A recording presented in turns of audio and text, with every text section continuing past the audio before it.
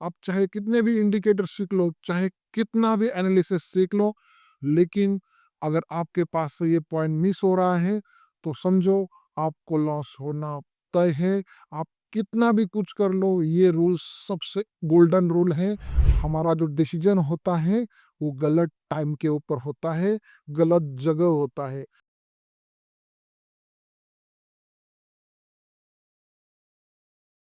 नमस्कार दोस्तों, आज के वीडियो के अंदर हम एक इम्पॉर्टेंट पॉइंट के ऊपर बात करने वाले हैं, और वो पॉइंट वो जगह के ऊपर सभी लोग गलतियां करते हैं, और उसी जगह गलतियां होने के कारण ही सबको लॉस लगता है। मैं आपको एग्जाम्पल के द्वारा समझाता हूँ। अगर आप कोई कैंडल स्टिक पैटर्न देख के ट्रेडिंग करते हो, चार्ट पैटर्न देख के ट्रेडिंग करते हो, प्राइस एक्शन को देख के ट्रेडिंग करते हो, या कोई इंडिकेटर को देख के ट्रेडिंग करते हो, जैसे कि यहाँ पर प्राइस ऊपर की तरफ जा रही है और आपको जैसे कि यहाँ पर ट्रेंड लाइन में या किसी इंडिकेटर ने सेल साइड का सिग्नल दे दिया, तो आप क्या करते हो, तुरंत यहाँ पर सेल करते हो, और उसके बाद प्राइस फिर थोड़ी सी नीचे जाती है और फिर से ऊपर आके आपका स्टॉप लॉस चला जाता है। वैसे ही डाउन ट्रेंड के अंदर होता है। आपको लगता है कि यार यहाँ पर तो वो सिग्नल ने बाय सिग्नल दिया है, तो हमें यहाँ पर सॉरी इंडिकेटर ने बाय सिग्नल दिया है, तो हमें यहाँ पर बाय करना चाहिए। अब जैसे ही बाय करते हैं थोड़ा बहुत प्राइस ऊपर नीचे होती है, फिर से अपना ट्रेंड कंटिन्यू करती है। ऐसा क्यों होता है, ये आज हम इस वीडियो के अंदर सीखने वाले हैं। आप इंडिकेटर को फॉलो करते हो, कैंडल स्टिक को फॉलो करते हो, डिमांड सप्लाई को फॉलो करते हो, चाहे और कुछ करते हो, तो आपके लिए ये वीडियो बहुत ही इम्पोर्टेंट है।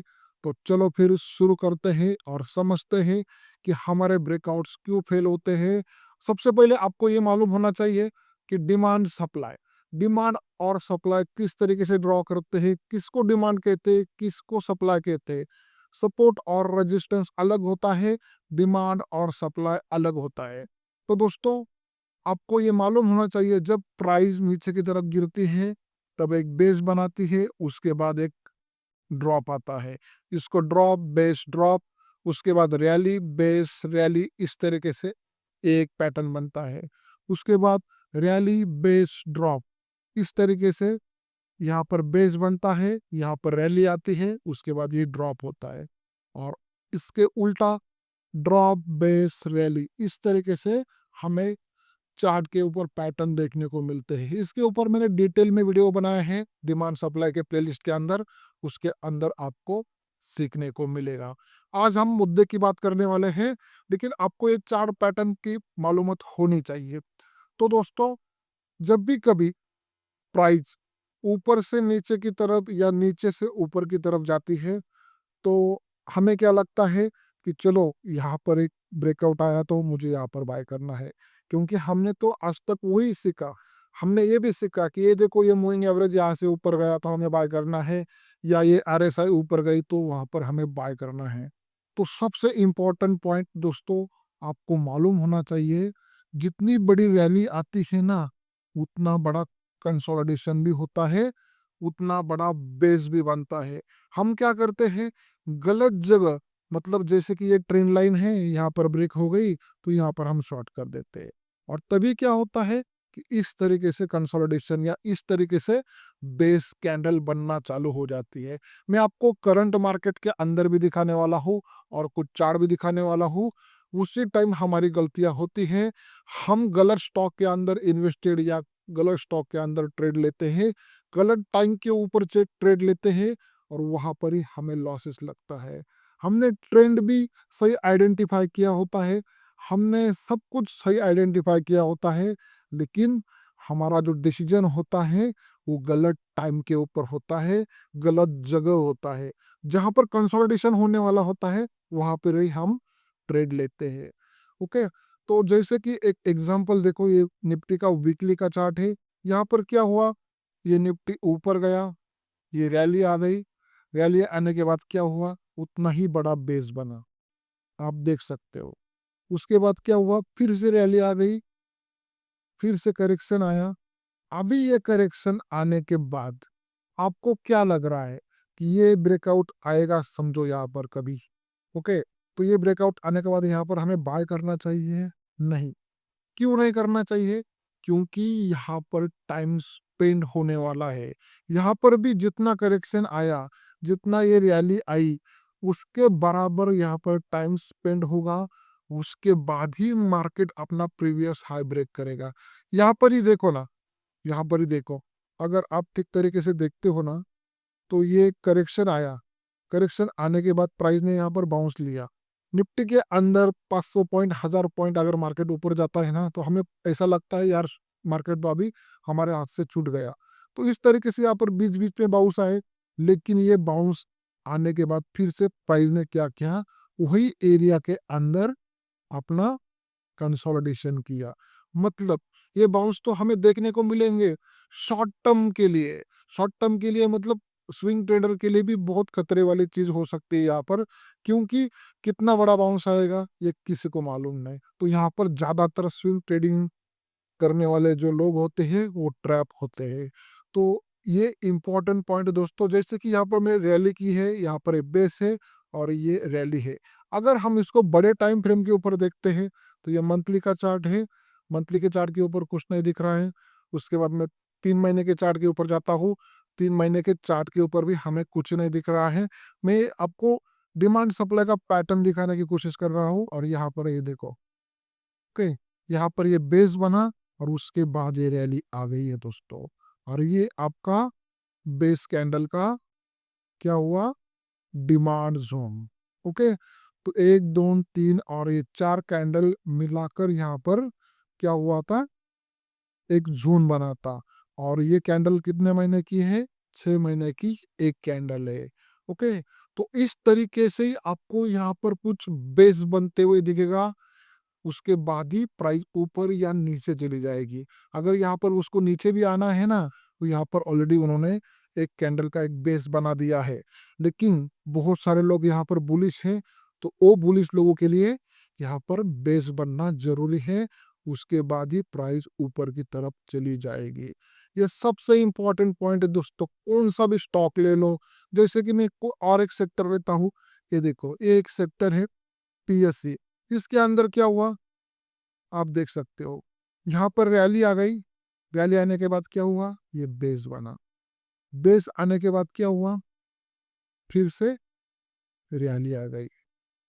इस तरीके से ही हर एक टाइम फ्रेम के ऊपर, हर एक चार्ट के ऊपर एक बेस बनता है। उसके बाद ही रैली आती है। आज के बाद कभी भी आपको ये नहीं करना है कि चलो मेरे सिग्नल ने मुझे बाय का सिग्नल दिया है तो मुझे यहाँ पर बाय करना है। क्यों नहीं करना है, उसके पीछे हिस्ट्री है क्या, उसके पीछे बेस बना है क्या, वो देखना है। उसके बाद ही आपको एक्शन लेना है। मैं आपको और भी कुछ चार्ट दिखाता हूँ, जैसे कि ये बजाज फाइनेंस का चार्ट देखो आप।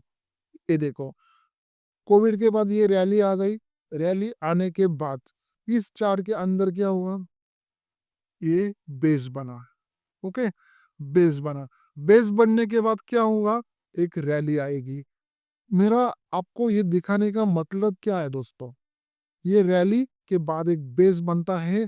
जिन लोगों ने ऐसे ब्रेकआउट्स के ऊपर बाय सेल किया होगा, उनकी क्या हालत हो चुकी होगी।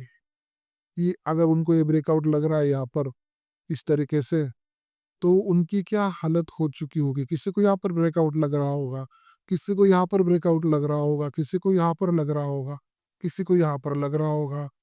हर एक आदमी को अलग अलग जगह ब्रेकआउट दिख रहे होंगे। अगर उनको ब्रेकआउट दिखे भी, ब्रेकआउट्स ने ब्रेकआउट दिया भी, विथ वॉल्यूम के साथ भी दिया होगा, लेकिन क्या हुआ, फिर से सेलिंग आ गई। मतलब उनको यहाँ पर प्रॉफिट नहीं हुआ होगा दोस्तों। क्यों नहीं हुआ होगा, क्योंकि यहाँ पर बेस बनना बाकी था।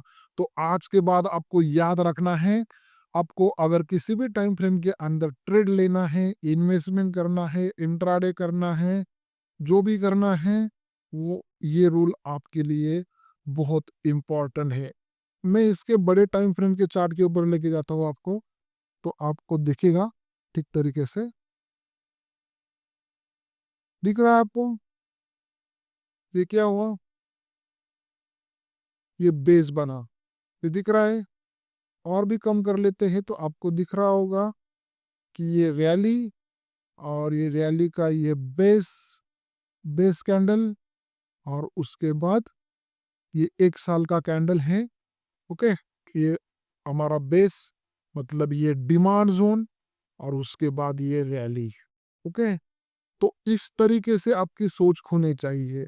किसी रैली के बाद कभी भी करेक्शंस अगर आते हैं, जैसे कि बहुत बार ऐसा होता है कि रैली आ गई और प्राइस ने सीधा करेक्शन कर दिया, तो आपको यहाँ पर सीधा बाय का नहीं सोचना है। यहाँ पर आपको कंसोलिडेशन का सोचना है और उसके बाद एक रैली आएगी। ये बहुत ही इम्पोर्टेंट पॉइंट है दोस्तों। ज़्यादातर टाइम ये इंडेक्स के अंदर नहीं होता है, जैसे कि निफ्टी 50 बैंक निफ्टी के अंदर नहीं होता है, क्योंकि निफ्टी के अंदर 50 स्टॉक है। पिछले टाइम जो स्टॉक नहीं चले थे वो इस टाइम चलेंगे, इस टाइम जो नहीं चलने वाले हैं वो अगले टाइम चलेंगे। इस तरीके से वो साइकिल चलती रहती है। इसीलिए निफ्टी 50 के अंदर हमें छोटे टाइम फ्रेम के ऊपर ये पैटर्न बहुत कम देखने को मिलते हैं, और बैंक निफ्टी के अंदर भी इस तरीके से होता है। लेकिन पर्टिकुलर अगर आप किसी भी स्टॉक को लोगे ना, तो इस तरीके से ही वो बिहेव करता है, और ये बहुत ही इम्पोर्टेंट है। आप चाहे कितने भी इंडिकेटर सीख लो, चाहे कितना भी एनालिसिस सीख लो, लेकिन अगर आपके पास से ये पॉइंट मिस हो रहा है, तो समझो आपको लॉस होना तय है। आप कितना भी कुछ कर लो, ये रूल सबसे गोल्डन रूल है, और ये गोल्डन रूल को आपको आपके माइंड के अंदर हमेशा सेट करना है। एक रैली आएगी, उसके बाद ही बेस बनेगा। बेस बनने की राह देखनी है। जब बेस बनता है तभी रैली या ड्रॉप आता है दोस्तों। अगर आपने हमारे डिमांड सप्लाई के प्रीमियम कोर्स को ज्वाइन नहीं किया है, तो डिस्क्रिप्शन में मैंने फायर का लिंक दिया है। अगर आप उसके अंदर अकाउंट ओपन करते हो, तो मेरी तरफ से डिमांड सप्लाई का प्रीमियम कोर्स का एक्सेस आपको फ्री में मिल जाएगा दोस्तों। वीडियो कैसे लगा आपको कमेंट बॉक्स के अंदर ज़रूर लिखना है। यहाँ पर ही रुकता हूँ, तब तक के लिए जय हिंद, जय भारत।